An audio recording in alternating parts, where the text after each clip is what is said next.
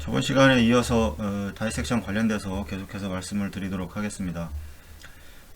저번 시간에는 이 렉탈 템퍼처와 이 템퍼레처와 이 그 나소파링지알 뭐 또 이제 블레더 관련돼서 어떤 좀 차이점들이 있다고 말씀을 드렸는데, 지금은 보통은 렉탈에서는 뭐 이 렉탈과 이 에소파거스 아니면 나소파링지알의 온도 차이가 보통 한 4에서 5도 정도의 차이를 보인다고 말씀을 드렸었고, 그 다음에 이 블레더 같은 경우는 이 소변의 양이 소변에 배출되는 그 유린 아웃풋이 좋냐 나쁘냐에 따라서 그 코어 템퍼처의 그 효과 그 상태를 잘 보여주지 못할 수도 있다고 말씀을 드렸습니다. 그래서 유린 아웃풋이 그 좀 푸어하게 나온다면 지금 보시는 것처럼 이 체온을 올리는 과정에서 이렇게 많은 차이를 좀 보이게 됩니다. 오줌이 안 나오기 때문에 지금 보시면 이게 블레더에 들어가 있는 온도이고, 이게 지금 이 나소파링지알의 온도인데 차이가 지금 거의 많이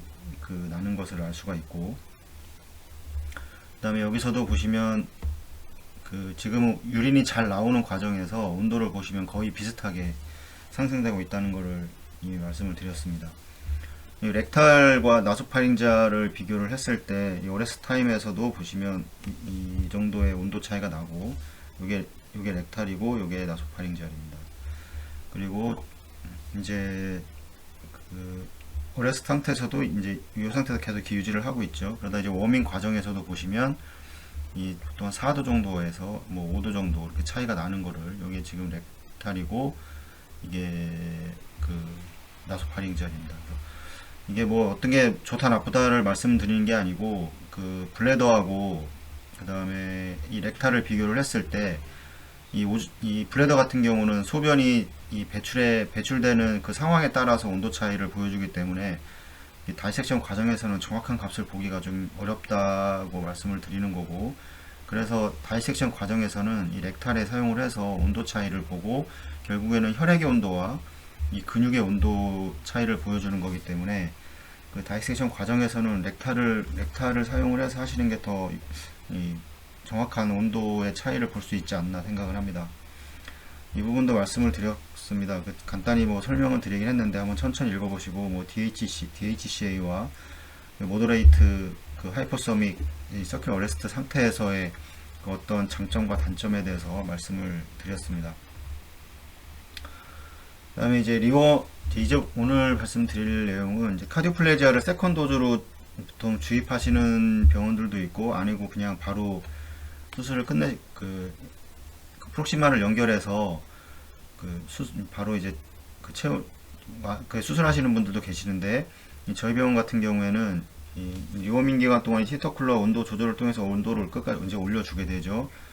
그 다음에 여기 연결을 다 하고, 그 다음에 물론 이제 서전의 능력에 따라서 차이가 나겠지만 대략 한 40분 정도의 시간이 소요된다고 봤을 때 HCA 타임이, 이제 프록시말 아나스토모시스가 진행되기 전에 이제 아니면 또는 이제 이노미네이트 아테리를 통해서 퍼퓨전하는 경우에는 저희 병원 이걸 제일 마지막으로 연결을 하는데, 뭐 이거를 연결하기 전에 뭐 카디오플레지아를 한 번 더 주입을 하게 됩니다. 그래서 이때 뭐 에올틱 루트를 통해서도 할 수가 있고, 아니면 이제 코로네 오스티움의 다이렉트로 주입을 할 수도 있습니다. 그래서 이거 뭐 병원마다 뭐 어떤 차이가 분명히 있을 수 있기 때문에 이거 한 번만 주고 시행하는 병원도 있고, 뭐 아니면 뭐 안 주고 그냥 끝내는 분들도 계십니다. 그래서 처음 퍼스트 이니셜에서는 뭐 체를 내리는 과정에서 이쪽의 혈관들을 이제 다이섹션을 하게 되는데, 그때까지는 이제 벤트리큘러 피브레이션이 진행하지 않도록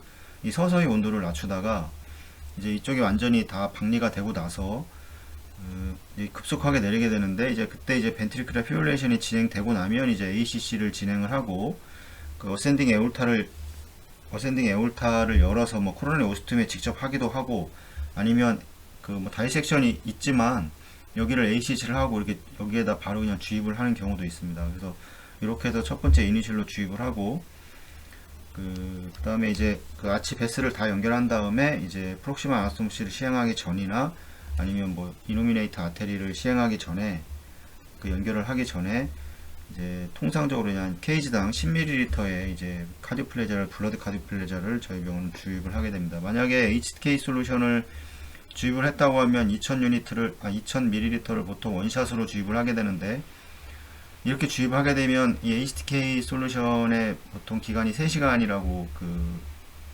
홈페이지에 나와 있습니다. 그래서 3시간 동안 아무것도 안 하기 때문에 바로 수술이 끝날 때까지 바로 하시면 될 거고, 뭐 델리도도 마찬가지로 뭐 그 1시간 반에서 뭐 1시간 정도 이렇게 보통 하시기 때문에, 뭐 델리도를 사용을 하는 경우에도 뭐 주입을 안 하는 경우가 대부분이겠지만, 이제 저희는 블러드를 사용을 하기 때문에 꼭 세컨 도즈를 한번 주입을 합니다.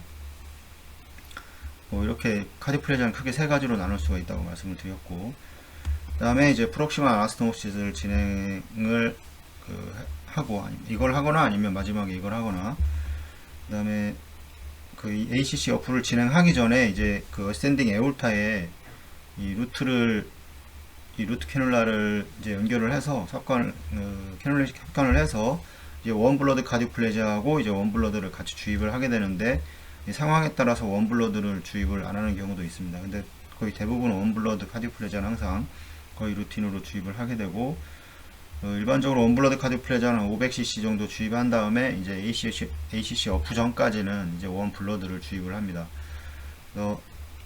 그래서 이제 상황에 따라 이제 뭐 이렇게 주입을 한다고 말씀을 드렸고, 그 다음에 이제 ACC 어프를 이제 하죠. ACC 어프는 이렇게 이제 이쪽에 프록시말이 이렇게 연결되기 전에 이제 그라프트에 그 크로스 클램프를 잡게 되는데, 이 클래스 클램프를 릴리즈 시키려는데 이쯤 되면 체온은 거의 정상을 유지하거나 좀 뭐 그보다 밑에 한 34도 뭐 35도 정도 이렇게 유지를 하고 있을 겁니다. 그래서 이 ACC 어프 이후에는 이 LV 벤트와 루트 벤트를 적극적으로 운영을 해서 이 심장 안에 있는 공기를 제거하고, 아직 심근이 회복되지 않았기 때문에 이 심장이 디스텐전 되지 않도록 얼마 동안 또 아니면 한참 동안 심장이 회복하는 동안은 이 MT 비팅 상태를 유지를 해야 됩니다. 이 심장에서 MT 비팅이라고 하는 거는 이 심장이 가장 그 편안한 상태이기 때문에, 뛰긴 뛰지만 어떤 프리로드가 형성이 되어 있지 않기 때문에 심장을 회복하는 데는 이 MT 비팅 상태가 가장 효과적인 상태라고 할 수가 있습니다. 에크모에서도 마찬가지로 LV를 쉬게 해주려고 에크모를 돌리게 되는데, 이 LV에 만약에 어떤 원인에 의해서 프리로드가 증가를 한다면 이건 좀 문제가 될 겁니다. 심장의 기능이 없다면.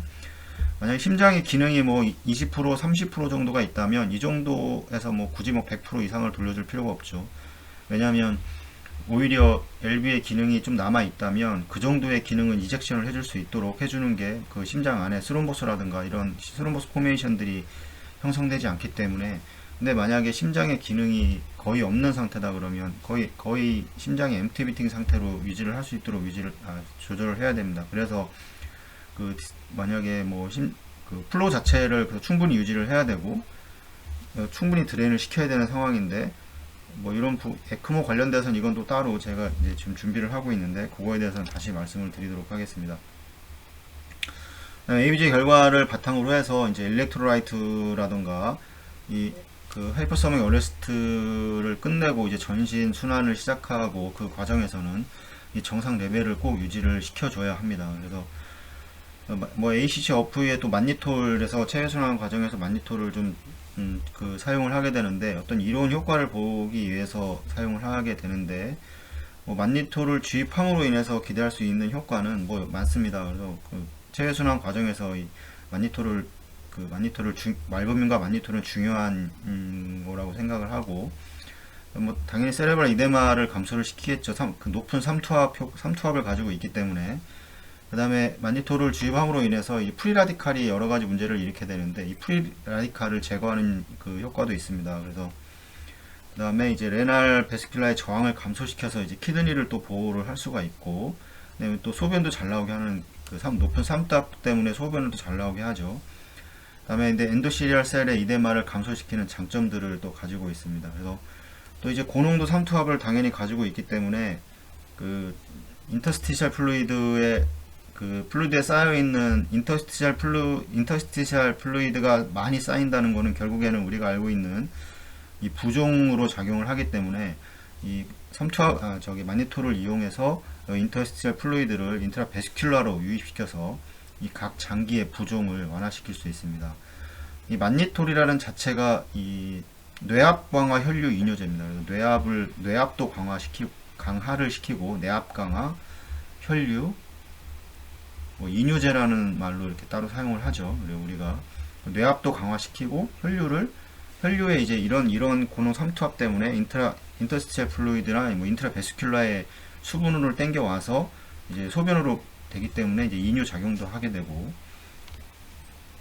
여기서 문제라기보다는 좀 조심해야 될 점은 이제 환자 체온이 너무 낮은 상태에서 만니톨의 주입은 좀 신중히 생각을 해야 됩니다. 그래서 이유는 이 낮은 온도에서 만니톨이 이제 이 크리스탈라이즈가 될 수 있기 때문에 종종 왜 만니톨 보시면 그 낮은 온도에서 이렇게 결정 상태로 되어 있는 거를 아마 종종 확인하실 수 있을 텐데, 그거 해결하는 방법은 뭐 따뜻한 곳에 넣어두면 됩니다. 그래서 이 만니톨이 결정화되어 있는 것을 이제 이런 거는 좀 위험할 수가 있습니다. 이런 상태도 좀 아시고 그 만니톨을 사용하실 때 그 신중하게 사용을 하시면 될 것 같습니다.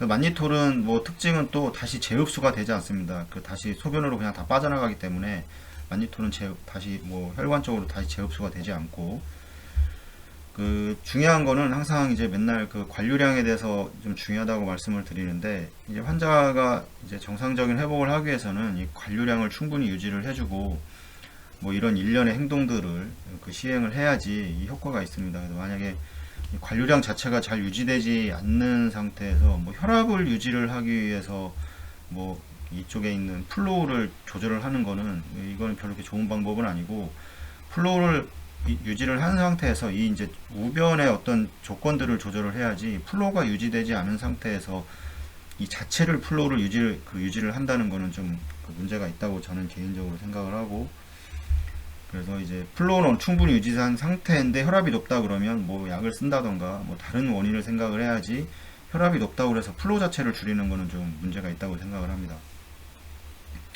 어프 이후에 이제 헤마토크릿이 낮을 경우에는 뭐 혈액을 사용하고, 그 다음에 이제 만약에 수술 초기에 리저버의 볼륨이 그 많아가지고 다시 이렇게 많아서 다시 뭐 백에 그 프리저베이션을 시키는 경우가 있었는데, 뭐 요런 혈액을 다시 사용을 하고, 이래서 이제 헤모글로빈은 다시 뭐 정상 범위로 상승을 시켜 주어야 합니다.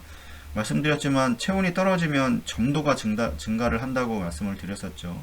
그 비스코시티가 그 체온이 떨어짐으로 인해서 이제 비스코시티가 그 증가를 한다고 말씀을 그 앞전에서 설명을 다 드렸었는데, 이 비스코시티를 그 증가를 하기 때문에 항상 그 체온이 떨어지는 과정에서 25% 이하로 유지를 해야 되고, 그 다음에 이제 이와 병행해서 환자 볼륨이 충분하다면 뭐 이제 컨벤셔널 울트라 헤모필트레이션을 이용을 해서 이제 충분히 수분을 제거를 해서 어느 정도 이 범위에 헤마토크리트를 유지하는 것이 중요합니다. 그 다음에 나이가 또 많을수록 더욱더 이 헤모글로빈을 더 그 정상 범위로 유지할 수 있도록 노력을 해야 됩니다.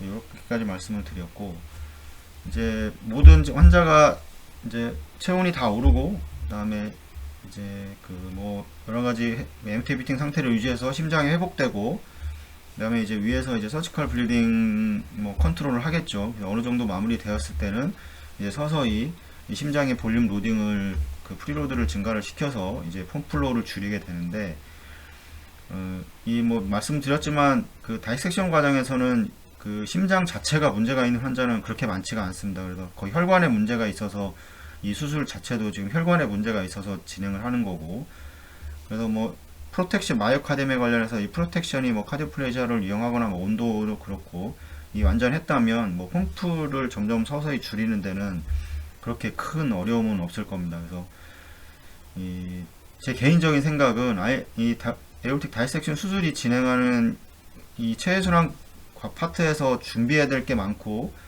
뭐 여러 가지 연결해야 될 게 좀 있고, 이래서 이게 좀 더 힘든 거지, 뭐 체해순환 입장에서 뭐 정말 위닝하는데 어렵다 그런 거는 아니라고 생각을 합니다. 그래서 뭐 다이섹션을 엄청나게 어렵게 생각을 하고 뭐 이거 어떻게 하나 뭐 이런 생각을 하시는데, 이 정확한 어떤 순서만 알고 계시면 이 환자 상태 심장 자체에서는 크게 문제가 없기 때문에 그렇게 그 환자 상태가 뭐 심장으로 인해서 문제가 되거나 그러진 않을 겁니다.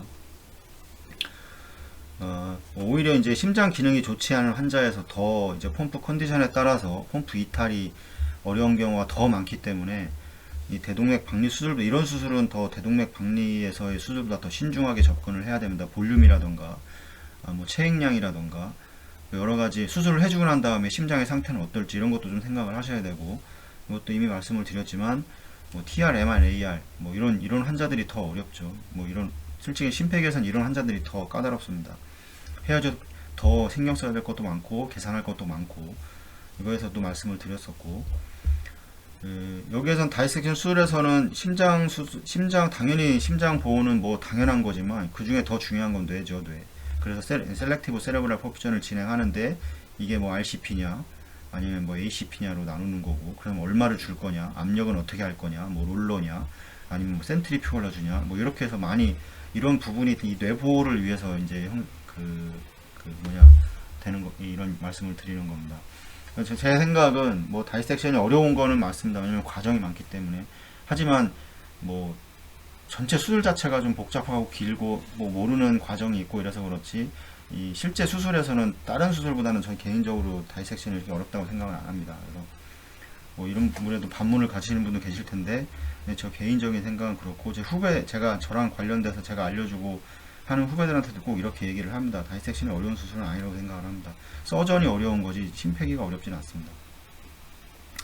펌프 이탈 과정에서는 이 혈압을 높게 유지하는 것은 이렇게 좋지 않습니다. 왜냐하면 이런 연결된 그라프트들에서 출혈이 발생을 할 수 있기 때문에, 이 혈압은 뭐 최대한 이제 100 이하, 시스톨릭이 100 이하로 유지할 수 있도록 조절을 하고, 그 다음에 뭐 이 프리로딩, 그러니까 볼륨, 심장 안에 들어가 있는 LV에 들어가는 볼륨, 심장 안에 들어가는 이 프리로드를 적절히 조절을 해서 이 혈압을 뭐 100대 이하로 유지를 하는 게 좋다고 개인적으로 생각을 하고, 서전분들도 위에서 이 혈압 낮추라고 자꾸 말씀을 해주시죠. 그래서 이렇게 해서 이제 펌프는 이렇게 해서 끝내면 이 다이섹션은 이렇게 끝난다고 할 수 있습니다. 그래서 이런 정확한 중요한 거는 뭐 한번 다시 다음 시간에 정리를 하겠지만, 그 다음에 한번 다 정리를 해서 말씀을 드리도록 하겠습니다. 그래서 이제 펌프를 끝나고 이제 모디파이드 울트라 필트레이션을 보통 하시는 분들도 계시고 안 하는 분들도 계시는데, 저희 병원 이제 일단 저희는 안 합니다. 그래서 서전분이 모디파이드를 저희 선생님은 잘 하시는 거를 이렇게 원치 않으셔서, 다른 데는 제가 같이 하고 제가 다니는 뭐 이런 병원들에서는 모디파이드 울트라 필트레이션은 꼭 거의 진행을 하는데, 보시면 뭐 CPB로 인해서 뭐 간단히 요거 설명만 드리겠습니다. 이게 논문에 나온 내용인데, 뭐 이스케믹이라던가 뭐 리퍼퓨전 인저리, 뭐 헤모달루션, 뭐 기타 약물을 통해서 이 SO라고 그러죠. 이 시스테믹 인플라메이토리 리스폰스, 뭐 전신 염증을 유발을 하게 되고, 이 SO의 증가는 이 수술 후 이완율과 이 사망률을 뭐 이렇게 증가시킨다. 뭐 이런 내용들이 있고, 그 다음에 CPB 회로 이제 표면에 이제 혈액 블러드셀이 노출되면 뭐 전신 반응을 일으키게 되고, 특히 이제 심장이나 폐, 뭐 이런 뇌기능 장애를 일으킬 수 있다. 뭐 이런 내용입니다. 그래서 이 염증 반응의 효과는 보통 뭐 일시적이긴 한데, 일시적이라고 나와 있죠. 일시적이긴 한데, 이런 효과는 이제 잠재적으로는 뭐 이 컴플레먼트 이제 액티베이션이라든가 뭐 사이토카인, 뭐 뉴트로필 스티뮬레이션, 엔도스리얼 셀 액티베이션을 뭐 유발한다, 뭐 이렇게 액티베이션 한다, 이렇게 나와 있습니다. 그래서 그 CPB 이후에서 이제 폐에서의 염증 반응이 특히 이제 두드러지게 이게 발생을 하게 되는데, 이 CPB 이후에 이제 염증 반응은 이 폐 부종과 이 혈관의 이제 투과성을 현저하게 증가시키고, 그런 과정에서 이제 심폐 기능을 감소시킬 수 있다. 뭐 이런 내용들입니다. 그래서 어떤 염증 매개체는 이런 매개체는 이 폐 분비가 증가하게 되는데, 이는 이제 포스트 CPB 기간에서 상태에서 이제 현저하게 증가를 하게 되고, 우리가 이거를 일명 책에서 보시면 뭐라고 나와 있냐면 이 펌프렁이라는 얘기를 많이 합니다. 그래서 이런 과정을 이게 펌프렁이다. 그래서 펌프에 의해서 발생된 이 렁에 어떤 영향을 미친다. 그래서 이제 펌프렁이라고 말을 합니다. 책에도 나와 있는 내용입니다. 그래서 이 모디파이드 울트라 헤모필트레이션의 이제 장점은 뭐 여러 논문에서 뭐 통해 많이 알려져 있고, 특히 이제 소아 수술에서 이제 많이 좋다고 나와 있죠. 그래서 뭐 헤모다이나믹이나 뭐 풀모나리 뭐 코아뷸레이션 그리고 뭐 올간 펑션이 이제 증가를 하게 되고, 반대로 성인 환자에서는 뭐 소아 환자에서와는 좀 다르게 그 MUF의 장점에 대해서는 잘 이렇게 이야기하지는 않습니다. 그래서 뭐 좋다 나쁘다 이게 한 반반 정도 되는데 50대 50인 것 같은데, 그래도 저 개인적인 생각은 어른에서도 모디파이드 울트라 헤모필트레이션을 하면 또 뭐 장점이 있습니다. 뭐 근데 어른에서는 이제 주로 이제 풀모널이라든가 이제 코아뷸레이션, 뭐 헤모다이내믹 결과에 미치는 영향이 있죠, 분명히. 그래서 그 다음에 뭐 폐라든 뭐 응고, 뭐 혈류역학 결과에 미치는 영향에 뭐 초점을 주로 맞추고 있고, 이 수술 후 이제 성인 환자에서의 모디파이드 울트라 이제 헤모필트레이션은 뭐 왜냐하면 헤모글로빈 자체가 올라가기 때문에 모디파이드를 진행하면서 이제 블러드 트랜스퓨전의 양이 이제 감소를 할 것이고, 그 다음에 이제 뭐 토탈 바디 플루이드 워러가 그 아까도 말씀드렸지만 인터스티셜 플루이드가 감소를 하게 되죠. 왜냐하면 이 혈관이고 이 부분이 간질액이라고 인터스티셜 플루이드라고 봤을 때 혈관의 그 농도가 올라가기 때문에 물이 이렇게 가게 되죠. 그러면서 이제 인터스티셜 플루이드가 제거가 되면서 부종도 감소해서 토탈 바디 플루이드가 감소를 한다. 뭐 이런 이야기에서 블러드 로스를 또 줄일 수 있다. 뭐 이런 이야기를 합니다. 그래서 물론 합병증도 있습니다. 그래서 뭐 이제 울트라 헤모필트레이션 보시면 뭐 여러 가지 컴플리케이션도 있죠. 그래서 뭐 롱 에어 엠볼라이라던가 뭐 디스아리드미아, 그 다음에 하이포서미아, 뭐 체온이 자꾸 떨어지죠. 왜냐면 뭐 어떻게 그 체온이 조금씩 떨어집니다. 그래서 그런 것도 문제가 있고, 그 다음에 이제 퍼시스턴트 시스템 하이포텐전 뭐 이런 식으로도 단점을 나와 있고, 그 다음에 신경학적 결손이 좀 발생을 할 수가 있다. 뭐 이런 얘기도 이런 원인들에 의해서 할 수 있다. 이렇게 그 얘기를 하고 있습니다. 이렇게 발생할 수 있는 문제점들은 뭐 세이프티 스트래티지의 적용으로 피할 수 있었다. 뭐 이렇게 얘기를 합니다. 그래서 이런 전략에는 뭐 지속적으로 이제 아트리알 라인에 프레셔 모니터링을 진행을 하고, 그다음에 아트리알 라인의 필터를 이용해서 이제 그 모디파이드 울트라 헤모필트레이션의 버블 트랩을 적용을 하고, 뭐 헤모 컨센트레이터의 방향을 거꾸로 뒤집어서 뭐 시키는 방법, 그다음에 이 MUF 회로에 이제 열교환기 사용 등을 뭐 포함되어 있다. 뭐 이렇게 얘기를 합니다. 보통 그 실제 그 CRRT 같은 경우와 이 체순환 과정에서 쓰는 그 모디파이드 울트라 헤모필트레이션이 뭐 원리는 똑같이 헤모필터를 이용을 해서 사용을 하는데 좀 원리가 다릅니다. 얘는 다 체온도 올리고 뭐 라인을 그 따뜻한 물이 통과하는 거기에 감싸서 체온을 떨어뜨리지 않게 유지하는데, 모디파이드 울트라 필트레이션은 그건 좀 하기가 그렇게 쉽지는 않습니다. 그래서 뭐 이거는 오래 하지만 이거는 뭐 한 10분에서 15분 정도 실행을 하기 때문에 이렇게 큰 그 온도의 영향은 이렇게 미치지 않는다고 생각을 하는데, 그 요런 것들이 문제점을 찾으려고 하니까 문제점들이 뭐 나오는 것 같습니다. 이런 문제점들이 있을 수가 있고, 그래서 그 공기의 문제도, 그래서 모디파이드 울트라 필트레이션 같은 경우는 저희가 어떻게 하냐면 에울타에서 빼서 그 다음에 이제 롤러를 거쳐서 이제 헤모필터를 거쳐서 이게 어디로 가냐면 RA로 들어가죠.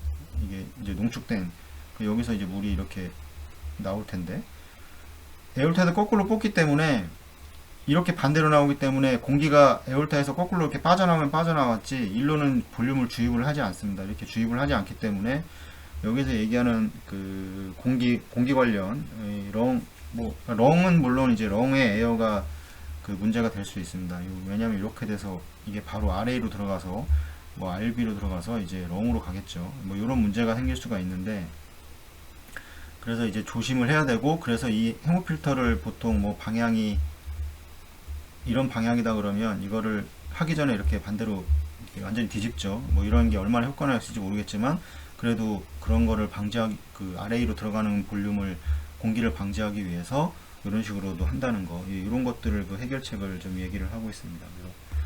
그래서 한번 천천히 읽어보시면 뭐 그런 내용들입니다. 모디파이드 울트라 헤모필트레이션이 실제로는 그 하면서 어떤 그 포인트가 있습니다. 환자가 그 심장이 좋아지는 포인트를 모디파이드 하면서 확인을 하셨는지 모르겠는데, 제 그 유튜브에도 그 영상에 대해서 좀 올려놨는데, 이 모디파이드 울트라 필트레이션은 효과적으로 해야지 효과가 있습니다. 만약에 뭐 그 원칙은 모디파이드 울트라 헤모필트레이션의 원칙은 모든 혈액은 이 헤모필터를 다 거쳐야 된다는 겁니다. 환자에서 빼는 혈액도 당연히 헤모필터를 거쳐서 가겠지만 환자에서 빼는 거를 멈추고 이제 만약에 리저버에 있는 볼륨을 다시 이렇게 준다고 했을 때도 얘는 그냥 에올타로 들어가는 게 아니라 아시면 이 리저버에 있는 혈액은 뭐 헤파린도 포함되어 있고 여러 농축되지 않은 혈액이기 때문에 이 혈액을 농축시켜서 헤모필터를 거쳐서 이 RA에 주는 것이 중요합니다. 그래서 이거에 대해서는 꼭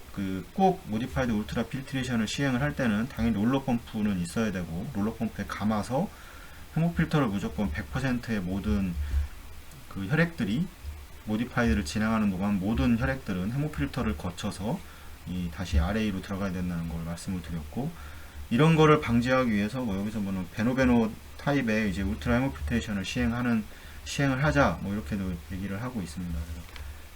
이렇게 말씀을 드렸고, 이렇게 해서 모든 이제 다이섹션 관련돼서 한번 다 정리를 했습니다. 다음 동영상에는 이렇게 말씀을 드렸던 거를 한번 간단하게 정리를 하고 타입 A 다이섹션 관련돼서는 이렇게 마무리를 하도록 하겠습니다. 시청해주셔서 감사합니다.